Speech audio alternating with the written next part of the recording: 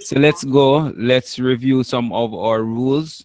Once we're in this group, we need to make sure that we're talking one at a time and not talking over each other. If we have noise in the background, we have to make sure that we keep it down or put our microphone on mute so that everybody will be able to hear the presenter or the person speaking clearly. Okay.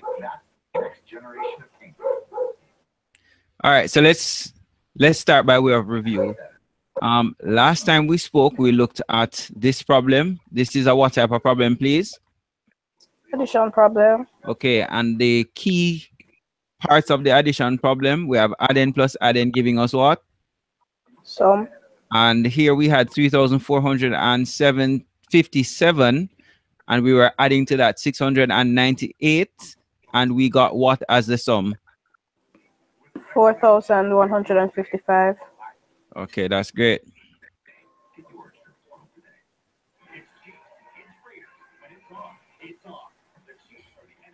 All right. So let's move on. We had a subtraction problem. And in this case, what do we call the special terms in subtraction? What's this top number here? Dividend. No. Or Tell me. It starts with M. Multiple. No. It's the minuend. And the number we're taking out is called the subtrahend. The answer that we get is called the difference. Okay? Yes, sir. Yes. All right. So here we had 9,213, and we were going to take from that 3,654. And the difference in this case would have been 5,559. Okay. We have a multiplication problem. What are the parts of the multiplication problem called? Each number has a special name. Dividend, multiple, product. Okay. Not quite what I'm looking for. I'm looking for factor times factor equals product. Okay. So Yes, 378 is a factor and 6 is a factor. And when we multiply the factors, we get the product. Clear? Product. All right. Yes, sir. Now we had a percentage problem. I'm not certain. Somebody has the TV on in the background. All right. Let's work on that. So we have 8 over 20, and we need to express that as a percentage. So we would say 8 over 20 multiplied by 100 over 1. 20 into itself would go 1 time. 20 into 100 would go 5 times. Numerator by numerator, denominator by denominator. So 8 5s would give us 40 over 1, and that would be 40%. We have a division problem here. And for this, we said that we need to remember the following steps as summarized by this little phrase. Every dog must swim back. Okay, so every dog must swim back. So the E is for estimate, the D for divide, the M for multiply, the S for subtract, and the B for bring down. So 1,845 divided by 9 would give me an answer of 205. What do we call it 205 again? The special name for this part of the division problem? Multiple. No, it's not. Not at all. The answer in a division problem is called the quotient. What is it called? Quotient. All right. The number by which we divide is called the divisor. What is it called? Divisor. The divisor. And the number being divided is the dividend. If we have anything left over, we call that the remainder. So we need to remember those special names. So we have quotient, divisor, dividend, Dividend. remainder. Now, when we got the 205 here from our last meeting, we wanted to test to see if this was really the answer. We can always test the division result or the quotient By to multiplying. see by multiplying. So if we divide, the opposite operation would test it, and the opposite of multiplication is division and vice versa. Yes, sir. Right? Yes, sir. We moved on now to prime factors, and we wanted to find the prime factors of 120. So we're going to use the process of prime factorization, and we're going to work our way down until we get to 1. So we had said that 2 can go into 120 60 times, 2 can go into 60 30 times, 2 can go into 30 15 times, but we can't say 2 into 15 because that's not exactly divisible anymore. So we move on to the next highest prime. In this case, it would be 3, and 3 into 15 would go 5 times. We move on to 5, 5 into 5 would go 1. So the prime factors of 120 would be 2 by 2 by 2 by 3 by 5. So I'm only going to represent the 2 once, and the 3 is only there once, and the 5 is there once. So the prime factors of 120 would be 2, 3, and 5. 5. All right? Yes, sir. Mm-hmm. Give me a sec. Check on some people here and getting some messages. So I just want to make sure that everybody's good.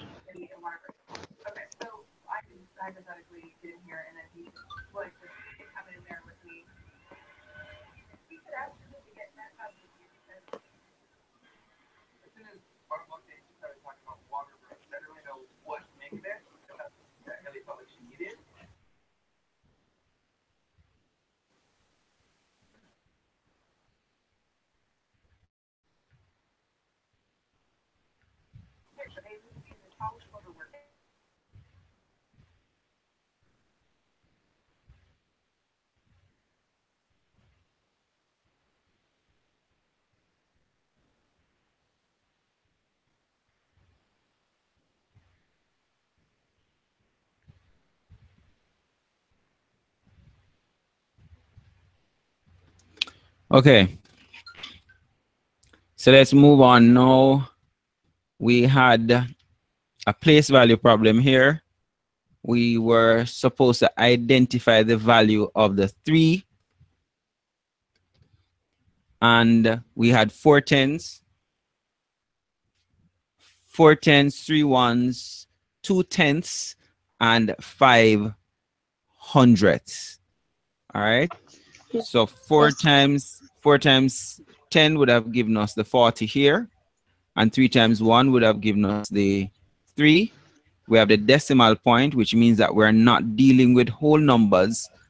After the decimal point, we're dealing with fractions. So to the right of the decimal point, we have the fractions, and to the left of the decimal point, we have whole numbers. So 2 here really means 2 parts out of 10. So if the whole was divided into 10, you only have 2 pieces. And the 5 here would represent 5 pieces out of 100. So the value of the underlined digit in this case would have been what? 3 ones. All right. Again, we have another problem that has factorization in there. In this case, we were asked to find the highest common factor of these two numbers, 12 and 18. So we're going to create 2 little factorizing frames, and we're going to work 12 all the way down to 1 and 18 all the way down to 1. Then we're going to list the prime factors of 12 and then the prime factors of 18. Look for the things that are common to both. So for 12, we had said 2 into 12 goes 6, 2 into 6, 3, and we use 3, 3 into 3, 1. So we list that as the prime factors of 12 would be 2 by 2 by 3. Then we work with 18. 2 into 18, 9, 3 into 9, 3, 3 into 3, 1. The prime factors of 18 would be 2 by 3 by 3. What is common? 2 is common and 3 is common. So what do we do with that now? We'd say 2 times 3 would give us 6. So this is especially useful when we're trying to reduce fractions. So 12 over 18, if that was a fraction, we could use 6. We could say 6 could go into 12 2 times and 6 could go into 18 3 times, giving us the fraction 2/3. What does that mean? That means that 12 over 18 and 2/3 are equivalent.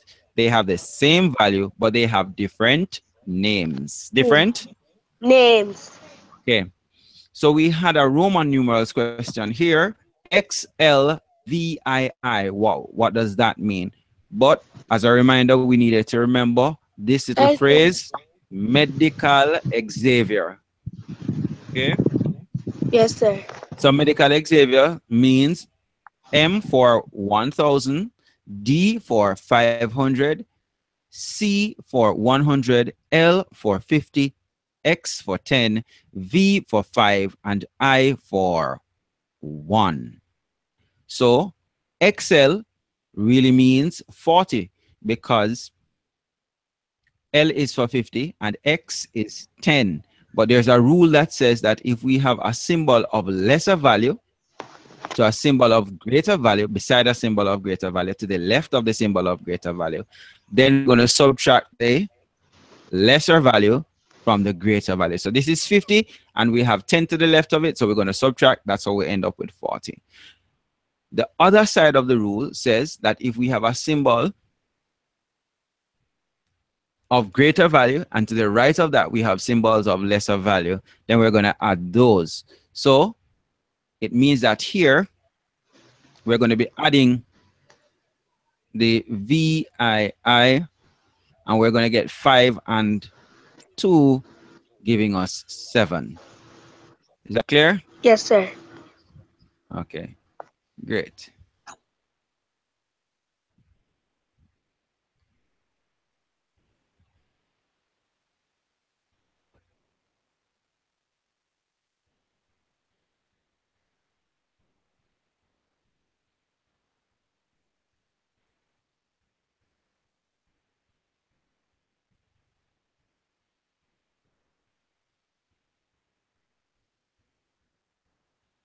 Last but not least, we had this problem from last night where we have 7/8 minus 5/8, and we were supposed to subtract. So we got 2/8 as the answer, but it says that we should provide this answer in lowest terms.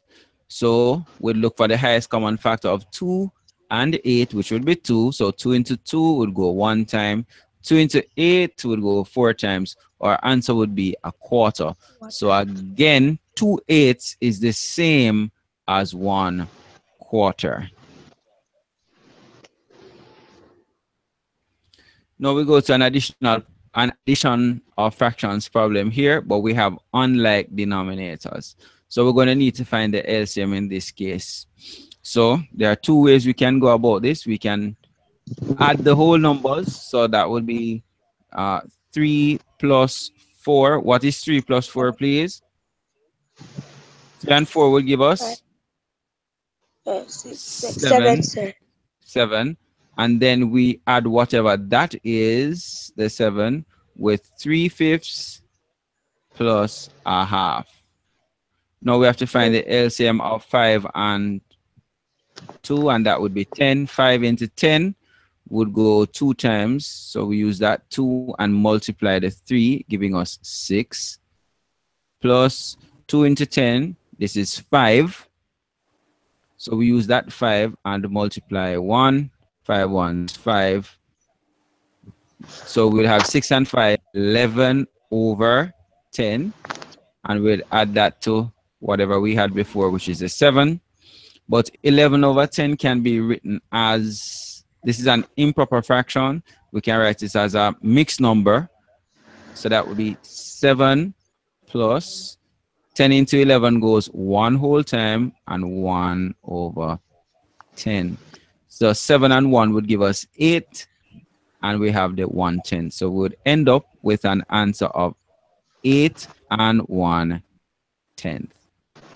Sir, my phone overheated, so I had to leave. No problem. We could work this out in another way. We could have said no, change all of this to improper fractions and work from there.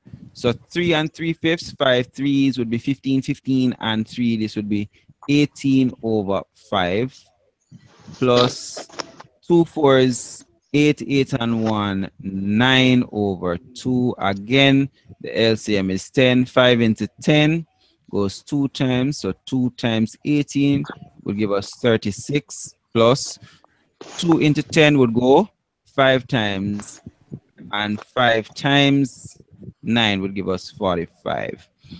Add 45 and 36, the 5 and the 6 would give us 11. Would carry 1, and 4 and 4, because 4 and 3, 7 and 1, 8. So we end up with 81 over 10. 10 can go into 80. 8 clean times remainder 1 all over 10. So either way, we still get the same answer of 8 and 1/10. Is that clear? Yes, sir. So let's go over this again. We have 3 and 3/5, and we're going to add to that 4.5. This fraction has unlike denominator, so we need to find the LCM.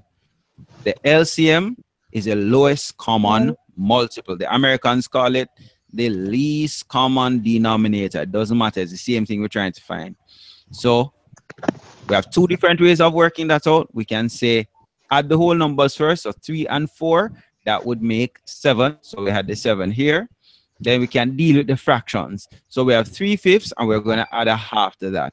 So 3/5 plus a half, we're going to find the LCM. That would be 10. 5 into 10, 2. We said 2 times we use that 2 and multiply the numerator. 3, 2 threes would give us 6. We move on, and we say 2 into 10 again, 5. Use that 5, the factor 5, now to multiply the numerator. 5 ones, 5. So we would now say 6 and 5, 11. We have 11 over 10. We're going to add that to the whole that we had before. But 11 over 10 can be rewritten as a mixed number. So from an improper fraction to a mixed number. So 10 into 11 would go 1 whole time, remainder 1 over 10. So it's 1 and 1/10. So if we add 7 to that, we have the whole number 7, and we have the whole number 1. Whole number and whole number would get 8. We have nothing else to add to the fraction, so we would end up with 8 and 1/10. If we didn't do it like that, we could have changed everything here, all of this mixed number, to an improper fraction by multiplying the what? Denominator and the whole number and adding the numerator. So we'd have had 5 threes, 15, 15 and 3, 18. That's where we got our 18 over 5. And 4.5 change from an mixed number to an improper fraction would have 2 times 4, giving us 8, 8 and 1, 9. So that's how we ended up with 9 halves, or 9 over 2. LCM again here is 10. So the LCM in both instances would be the same. So 5 into 10 would go 2 times. Use the factor 2 to multiply the numerator. When we multiply the numerator, we would get 2 times 18, giving us 36. We say 2 into 10 would go 5 times. Use that factor of 5 to multiply the numerator here. And 5 nines would give us 45. Now we have equivalent fractions for 18 over 5, which works out to be 36 over 10. An equivalent fraction for 9 halves, or 9 over 2, would be 45 over 10. Add these two things together and we get what? 81 over 10. 10 can go into 81 8 clear times with 1 remainder over 10. Hold on, guys. Let me answer this call.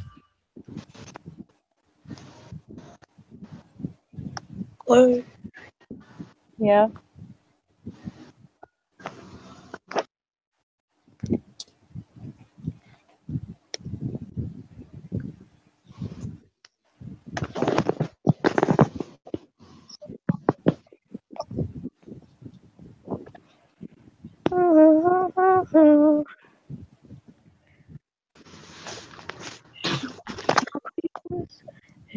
My name is Sabrina.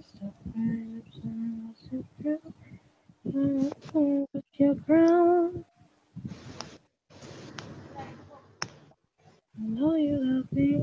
I know you care. You show yourself for her, and I'll be there. You are my girl. You are my heart.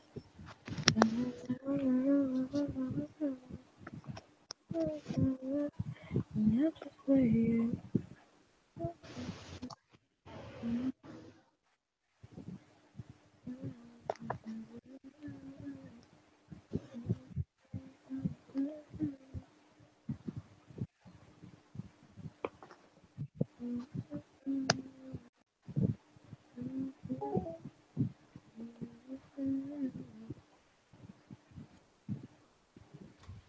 Okay, guys, I'm back.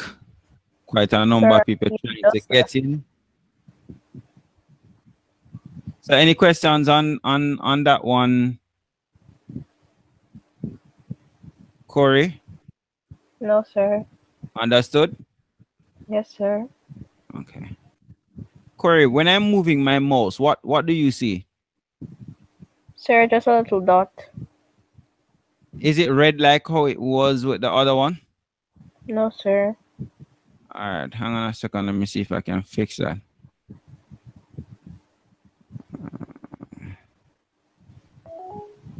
What about now? Still no, sir. Still no. This just has to do with how it's recorded.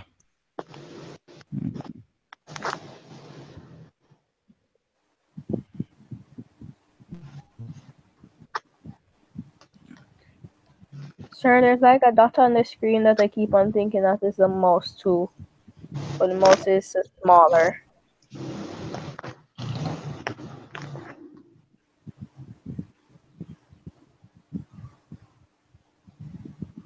I'll have to figure that one out.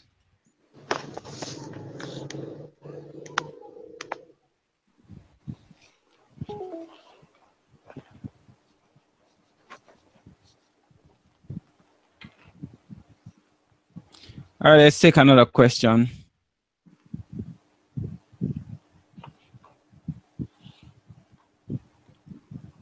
We have Sir, that's six. to be a decimal. Say again? That would end out to be a decimal. Yes, it would be, but what decimal? 0.00623. Not quite. Let's look at it. 623, and we're going to divide this by 10,000. How many zeros there? 1, 2, 3, 4. Yeah. So we're going to need to move 1, 2, 3. Add another 0. So we get 1 space, 2 space, 3 space, 4. Add 1 for the whole number. So we get 0.0623. Was that the answer you had? No, I added one more zero. Okay.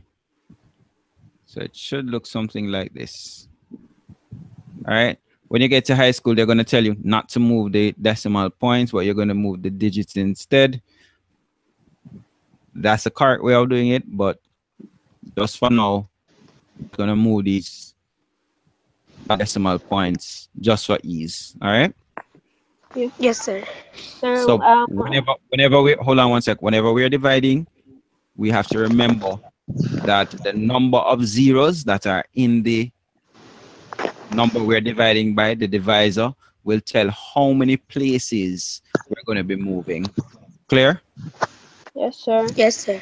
Sir, Daniel is in third form and he's still doing algebra. Yeah, that's, you're not going to get away from algebra all the way through high school, even to college and university. All right, we move on to this one. It says, which is prime? Here we have 57, Sir, 53. 53, 51, and 49. Why is 49 not prime? Because it can go into a different number. It can go into more than two numbers. More than two numbers can go into 49. The factors of 49 are 1, 7, and 49. If it Let's was look at prime, it 51. would only have two factors. So two Only two prime. factors. All right. So here for 53, we notice we only have two factors, 1 and itself. For 53 rather. For 51, we have 1, 3, 17, and 51. So this is what we call a composite number. What type of number is that? A composite number. Composite number. 49 is composite, 51 is composite, 57 is composite because the factors of 57 are 1, 3, 19, and 57. However, 53 is considered prime because only two numbers can go in there, 1 and 53. Any questions on that? No, sir. So let's go over now to this one. We have 200 and we're going to increase it by 15%. So this word increase, am I supposed to get more at the end or less? More. Okay. More. If I say I'm going to give you 2 more dumplings for dinner, you're not going to get less. No, You're gonna get more dumplings in addition to the ones you already have. All right. So Yes, let's sir. look at any suggestion as to how we can solve this problem. Yes, sir. I'm figuring it out now. I'm doing Tell it. me. Sir, you would multiply. You put the 200 over 100 and you put the 15 over 100 and cross multiply. That's an interesting way of looking at it. Let me tell you how I would do it. I would have 200 and we would multiply by 15 over 100. Okay. Yes, sir. Let's create the fraction for 200 simply by putting it the whole number over 1. Now I'm gonna cross multiply. 100 into 100 goes 1 time, 100 into 200 goes 2 times. 2 times 15 would give me 30. This is called the amount of the increase. Okay, so this is the amount of increase. Sir, so you would still as a percentage? No, it wouldn't be a percentage anymore. But I'm not done yet. I need to add this to what? To the 200. So it would be 200 plus the 30, which would give us 230. That's one way of doing it. There's another way of doing it where we could say 200 represents the whole. If we're going to increase, and the whole is 100%. So if we're going to go up by 15, it means that we're going to be multiplying 200 by 115%. Let's look at this. So 200 multiplied by 115 over 100. So again, 100, let's put this over 1. 100 into itself 1 time, 100 into 200 2 times. Now we would have 2 times 115. Okay, let me switch colors here. So 115, and we multiply now by 2. So 2 times 5 would give us 10. Carry 1. 2 ones, 2 and 1, 3. And 2 times 1 would give us 2. So again, we end up with what? 230. Sir, so that's a short the answers are the same. Okay, guess what's the difference between this? In one situation, you need to find the amount of the increase. In another situation, you don't know what the amount of the increase is. Okay, so it depends on how the question is structured. Sometimes they want you to tell them what the amount of the increase is. Other situations, you are not necessarily asked what the amount of the increase is. Okay. Sure, but like how the unit tests are in the maths book, you wouldn't. Some of the questions you would actually get to the answers. So, like A, B, and C, and others, you would actually have to find by yourself. Okay. So again, it depends on what the question is and how it is worded. For quiz, when we were preparing for quiz, I will tell them this is the fastest way to work it out. Okay, and if you needed to find the amount of the increase, you subtract the original number from the number you have at the end, and you'd have gotten the amount of the increase. So if we had 230, and then we're going to subtract the 200, we're going to get 30, which would represent the amount of the increase. Clear? Yes, sir. Yes, sir.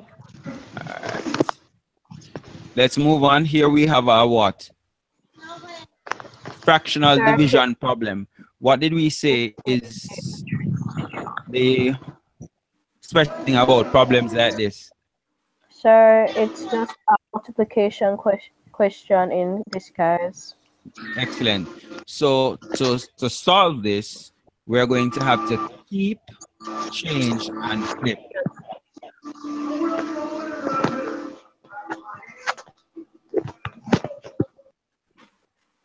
We're going to keep, change, and flip. Somebody's background is noisy, so I just Sir, that was a key. Yeah, I had to mute him. Anyway, so we keep, change, and flip. So the rule is keep the dividend.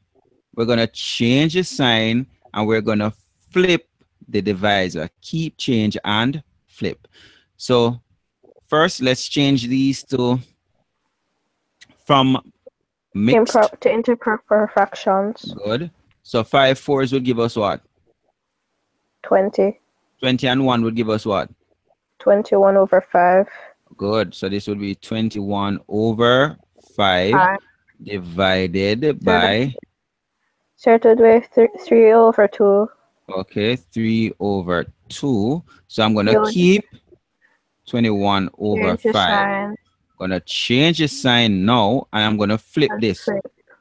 Okay. It would be 2 over 3 now. Okay, so 2 over 3. Can I reduce, cross multiply, anything? What can I do? You can cross multiply the 21 and the 3. Okay, so 3 into itself one time, and 3 into 21 goes? 4 times, no.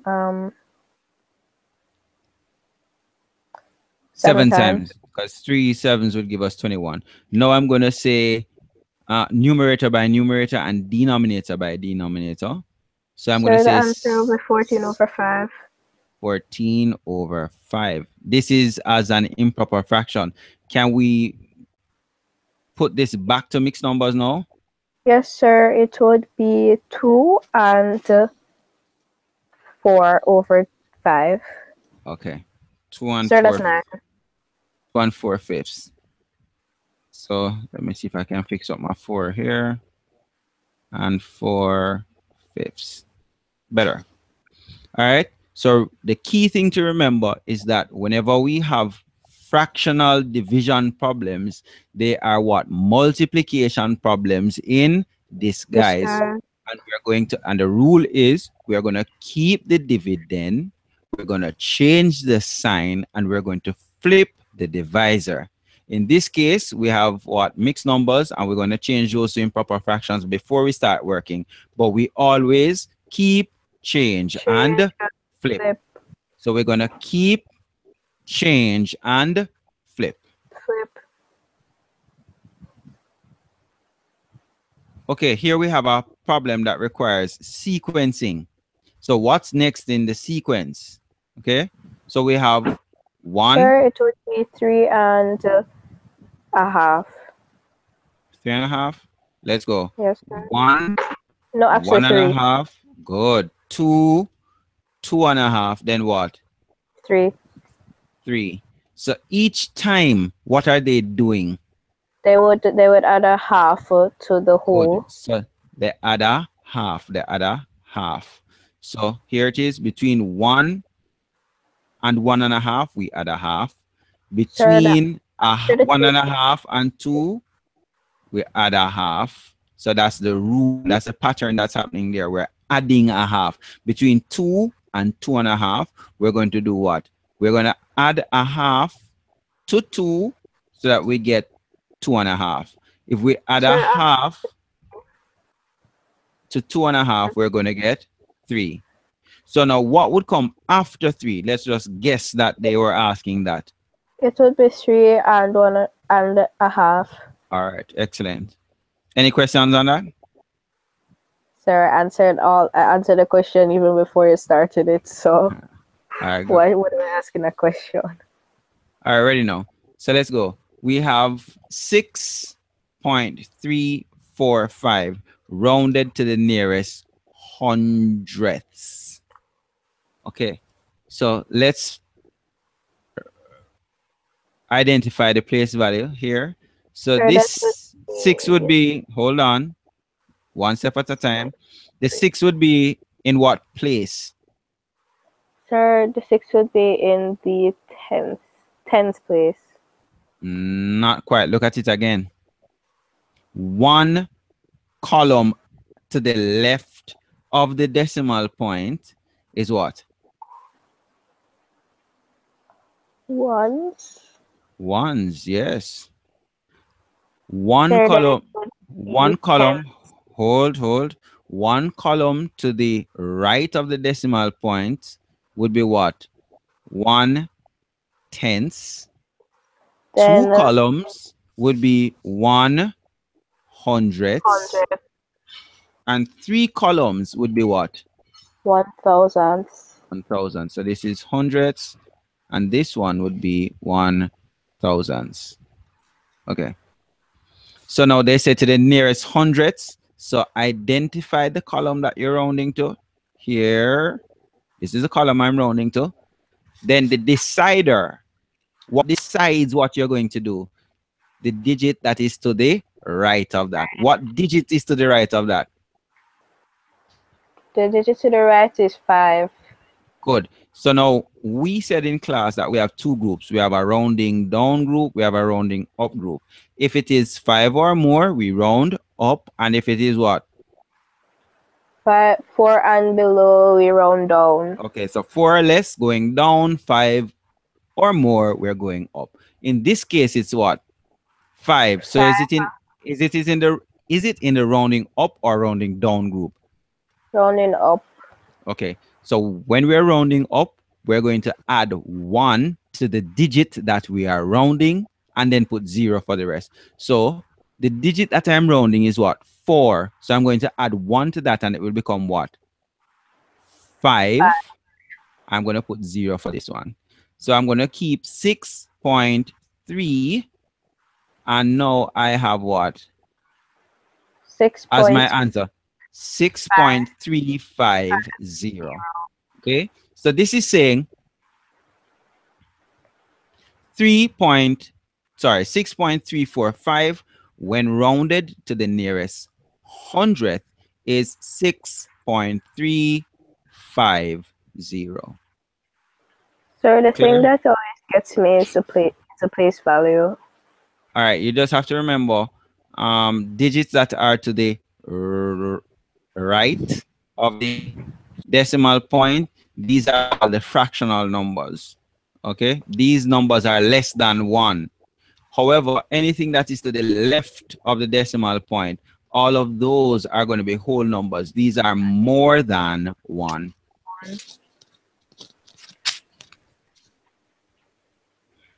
What is 81 in exponential form? How am I going to do that one?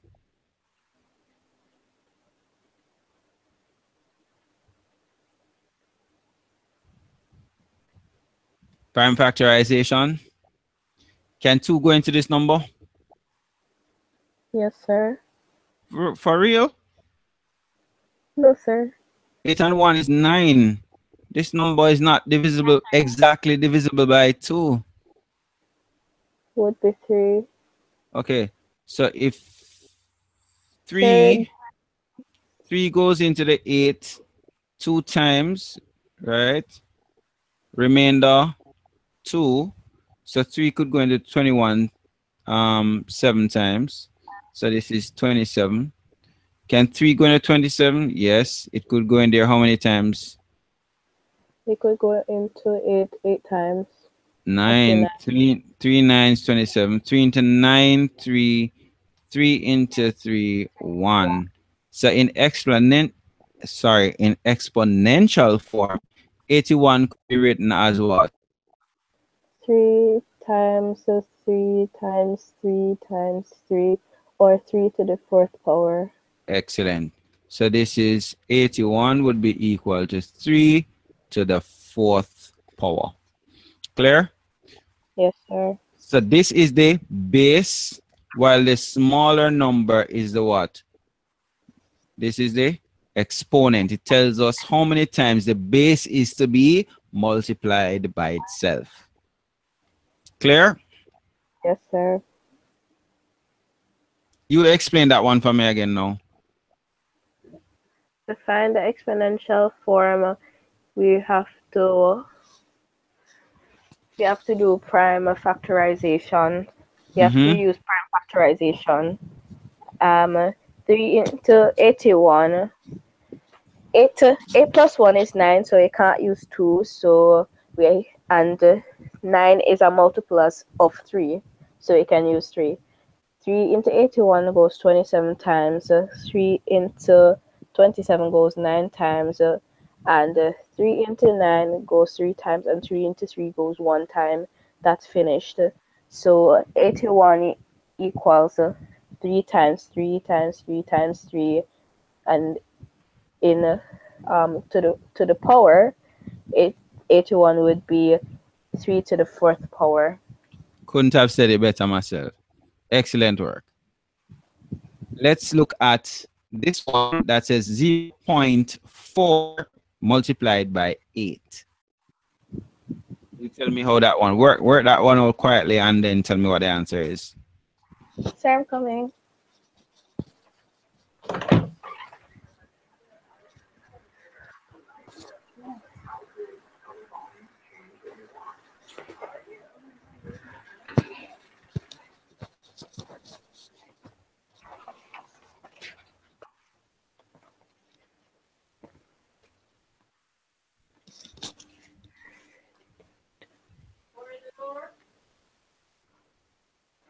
Sir, the answer is 32.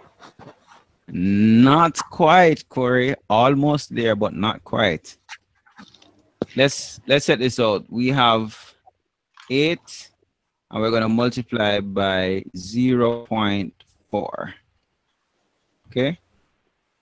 Oh, sir, I did the wrong thing. I put the 0.4 by accident. It doesn't matter factor by factor. It doesn't matter if it was 0.4 and we're going to multiply by 8. Remember the commutative property of multiplication. The order in which we multiply does not change the product.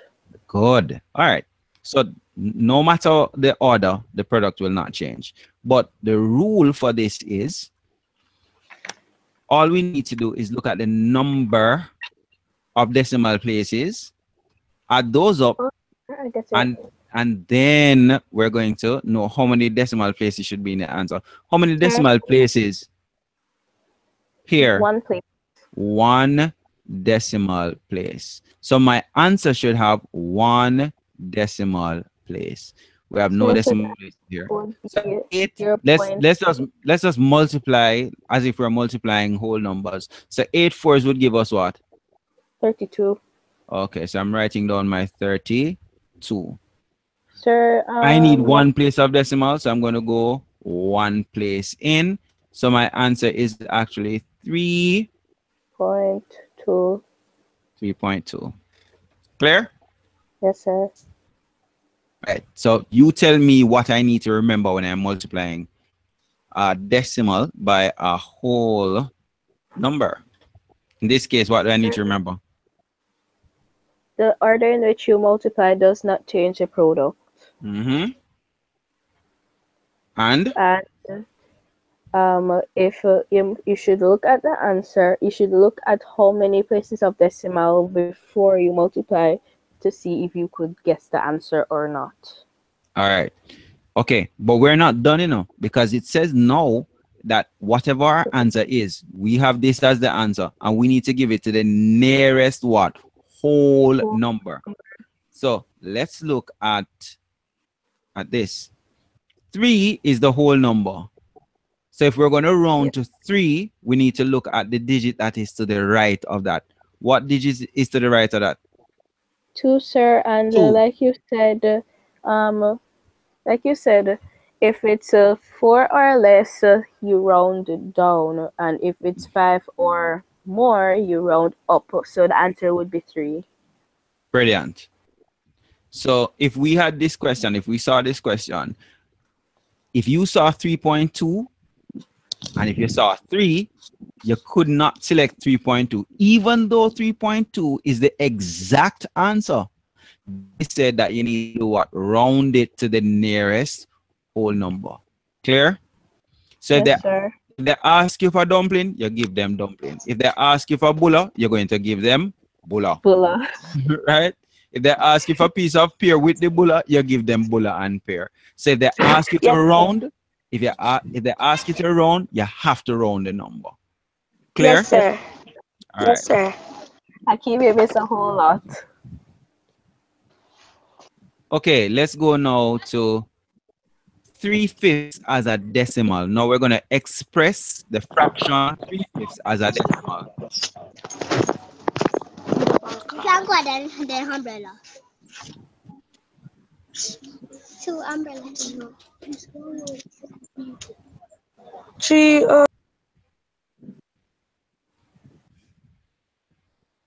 Tell me, any ideas here?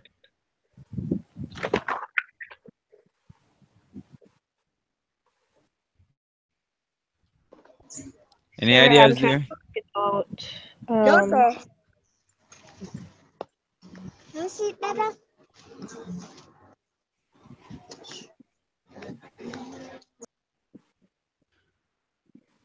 All right, let's think of this as a division problem. This fraction can be interpreted as a division problem. So if we had the fraction frame, the division frame rather, this 5 would be the what? Would be the denominator. Actually, the divisor. Very good. So it goes outside the fraction, the division frame. So 5 is on the outside and 3 is on the inside. Now, can 5 go into 3? If I have 5 things, if I have 3 things, can I take 5 out of that? No, sir. You would you would be left with an uneven number, or it just wouldn't work. So I need to do what? Add a decimal point and add 0. Clear? Yes, sir. Add a decimal point, add 0. Now, can I say 5 into 30? Yes, sir. Good. How many times can that go? 6 times. Okay, and then we multiply now. 6 times 5 would give us what? 30. We're going to subtract and we get 30 from 30, leaving us with 0. And we end up with a decimal of 0.6. 0.6. Sure, or as if you would have to leave a placeholder, so it would be 0.6. Good. Excellent. So we put a placeholder to show the what? Whole numbers, the holding the place for the whole numbers. So we have what? 0.6. So 0.6 and 0.6 are the exact same thing. Yes, sir. Okay. All right. So you notice what happened? What happened? We had 3/5, and we were changing 3/5 from fraction to what? Decimal. So 3/5 as a decimal is what? 0.6, or more completely 0.6.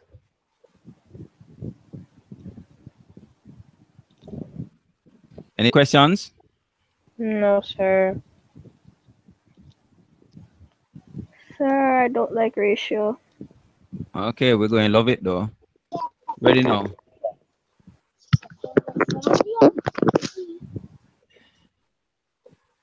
So flour and butter are in the ratio 8:1.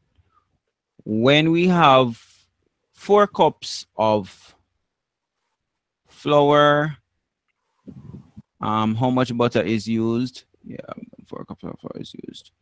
Yeah. All right, so we need to find this, express this. A ratio is a comparison of two quantities. So if we have 4 clubs, and we must remember that we have to use the ratio and the terms based on how they are given. So Sir, but they the say, ratio hold score. on, they say flour and butter 8-1. So every time you have 8 flour, you have 1 butter. Now Yes, they say we have 4. What's happening when you have 4 cups of flour? So now I would have 4. So I'm gonna keep flour on one side and butter on the other side. Akeem, you need to mute your mic. He has a noisy background there, so we have to have him muted. So let's go now. So we have 8-1. So whenever we have 8 cups of flour, we have 1 cup of butter. So if they say we have 4 cups of flour, then how much butter do we have? So this is unknown. I can call this X. Any ideas? All right. What's the relationship here between the 8 and the 4? What's that relationship? They're multiples of each other. Mm, Not 8 is not what? multiple. What? Okay. Or Mm, all right, fine. But what happened to 8 to turn it into 4? Sir, you multiply it by 2. You do what? You multiply it. Sorry, you took it away or you divided it. You divided the 8 by what? Divided the 8 by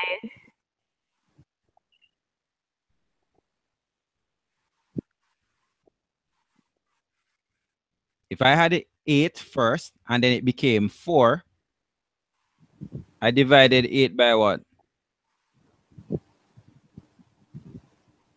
I divided 8 by 2. Now, if I do this to the flour side, I also need to do the same thing to the butter side. So if I have 1 and I divide 1 by 2, what am I going to get? sir, you get negative. Not quite. Not yet. If we're at home and I have 1 dumpling on the plate and I divide that 1 dumpling into 2 pieces, what do I call the piece that you get and what do I call the piece that I get? 2 portions. Yeah, but there's a special name for those 2 portions. Look at it. You get 1 piece out of 2. So what you call this? Good. So now we have here X being equal to a half. Got it? Yes, sir. So we have 8-1 and 4 to a half. Sure, or 0.5. Okay, or 0.5. All right, so we can test this to make sure that this is true. So we have 8/4 and we have 1/0.5 or a half. Sir, so And if we cross, hold on. If we cross multiply, we should get the same thing on both sides. So here, this is the left hand side, and we have the right hand side. And we're going to multiply those. So this 8 times 0.5, another way of looking at this is 8 times a half. Let's put this over 1. And 2 into itself 1 time, 2 into 8 4 times. So we end up with 4 times 1, 4/1. Any number divided by 1 remains the same. So on this side, the left-hand side, we have 4. On the right-hand side, we're going to remember the numerator names the side. So 1 times 4 would give us 4. So we know that it's right. So all like ratio questions will like be they have to be set up like they have to give you one second portion. I'm not hearing you clearly. Your mic sounds a bit muffled. So go So I'm again. saying that I was asking you if all ratio questions have to be set up like this one. Not necessarily, but the process of reasoning it out might be very similar to this one. They give you the ratio and they give you the terms associated with the ratio. And you have to use them based on how they are given. Okay? So Yes, sir. the process of reasoning it out is very similar, right? So you can express the ratio as a fraction, and from there we can then work our way to the answer. All right. So Okay, sir. with practice, ratio becomes very, very easy. So let's look at this again. We have flour and butter, and they are in the ratio of 8:1. So for every 8 cups of flour, we have 1 cup of butter. Maybe they're baking cookies or something like that, right? So now they say when we have 4 cups of flour, or when 4 cups of flour is used, how much butter will be needed? Okay, so maybe I don't want to bake this big batch of cookies with this particular ratio. So I want to bake half of that. So instead of using 8 cups of flour, I use 4. And instead of using 1 cup of butter, I will use a what cup of butter?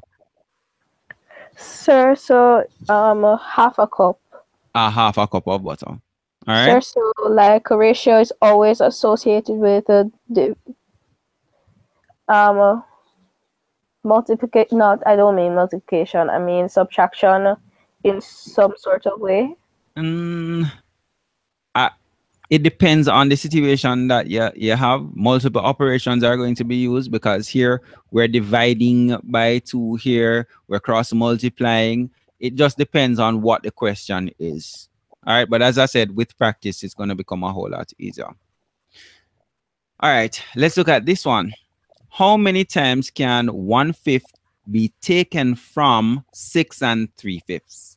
What type of question do you think that this is? Sir, that would be a subtraction or a dividing question. That's perfectly correct, because it's repeated subtraction.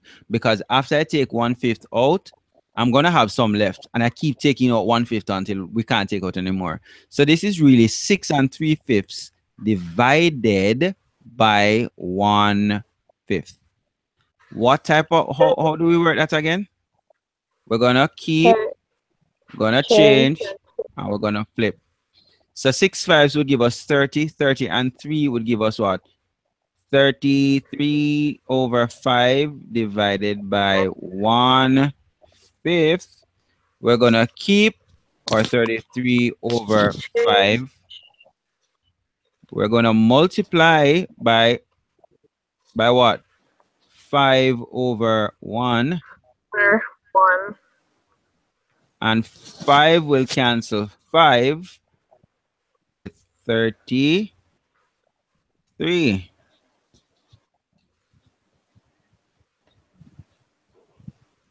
Give me a minute. Let me check on something, please. Okay.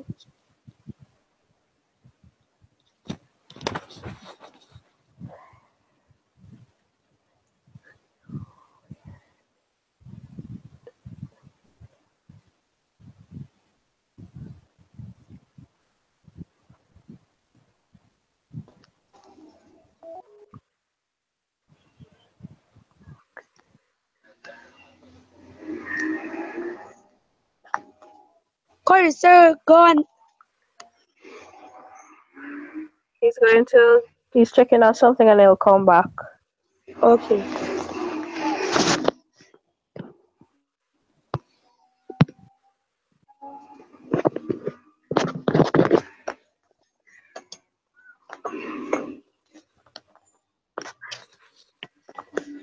Sally cannot go into.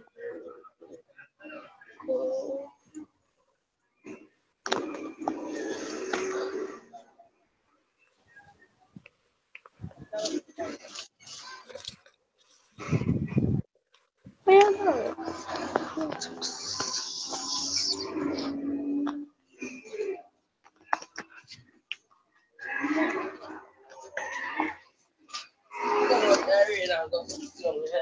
Yes,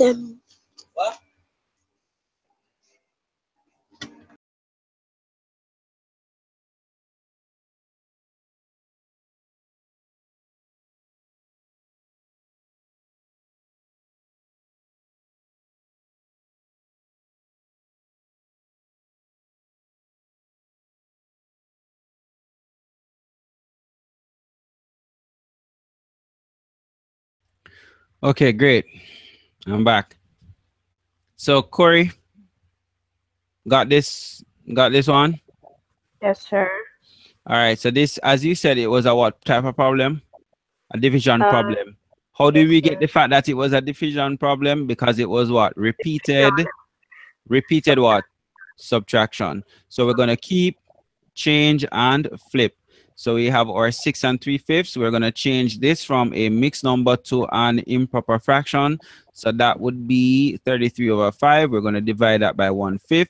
We're going to keep our dividend, change our sign, and we're going to flip the divisor. So 1/5 becomes 5/1. 5 will cancel 5, and we get 33 as the answer.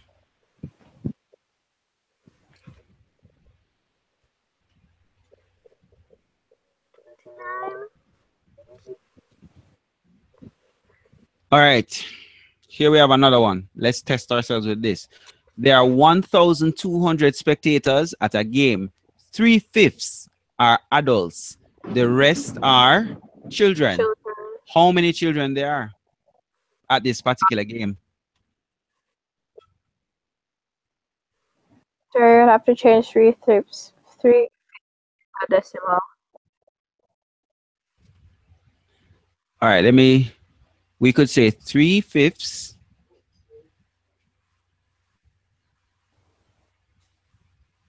and we'll multiply by 1,200, and that would give us the amount that represents the what? Adults.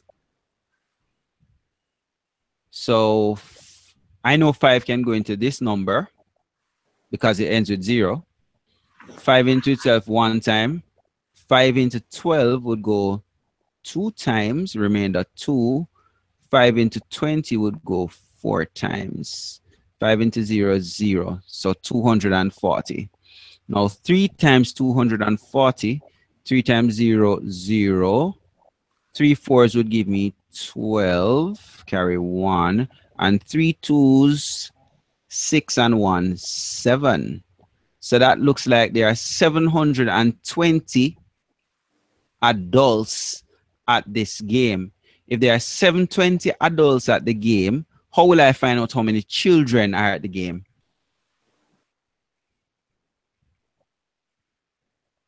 You would divide. No, I already have found out how many adults are there. I know that we have 1,200 people in all, and 720 are what? Adults. The rest of them are children. What do I need to do?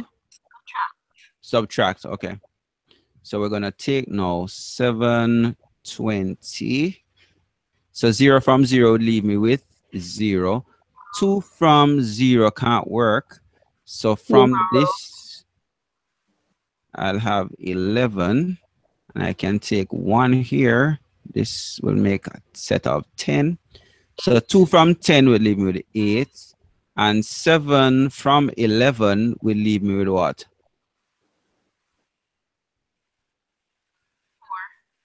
4. Okay. So 480 children should be at this particular game. Agreed? Yes, sir. Okay. Fix your microphone properly. We're not hearing you clearly. Yes, sir. All right. So this is one way of looking at it. There's another way we could look at it. You know? If the whole, if this is 3/5, what should be the whole? Tell me. If the whole is divided into fifths, then the whole should really be what? 5/5. Not true?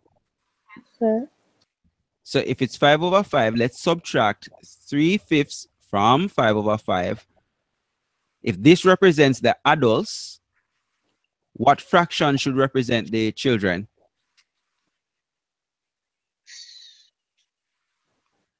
Sir should be sir should be 2/3 then. Not 2/3. 2,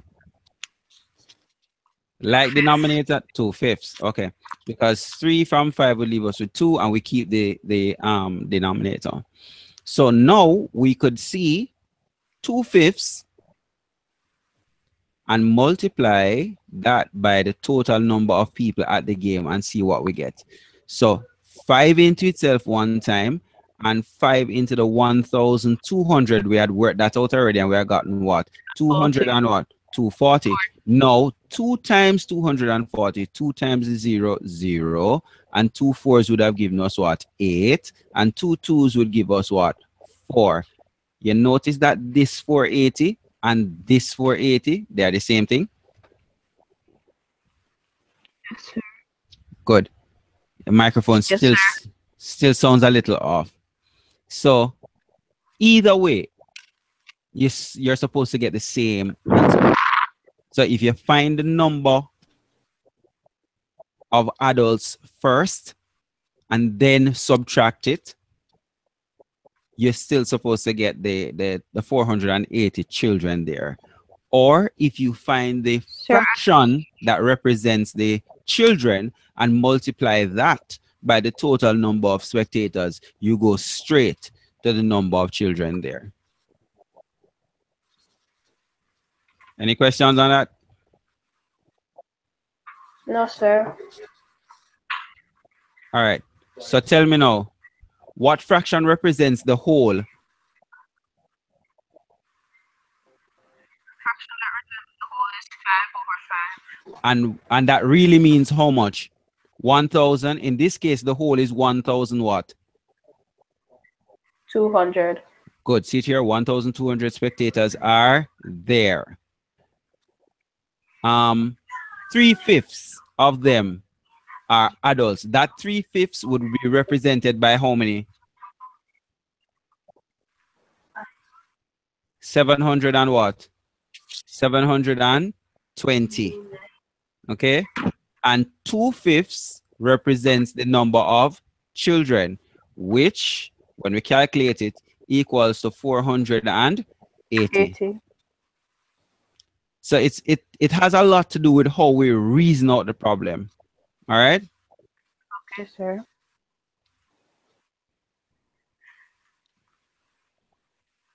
Okay, we will stop here for now. We have done quite a bit of them. We'll stop here for now and we'll pick up later. All right. Okay, sir. Thanks, guys. See you in the next meeting, okay? Sir, which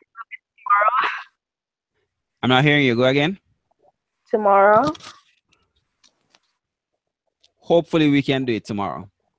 Ah. All right, take care. So what you can do, you can use your math workbook, and if you have a problem with like the ratios, it's not so hard to understand. Just read that section and practice a few of them.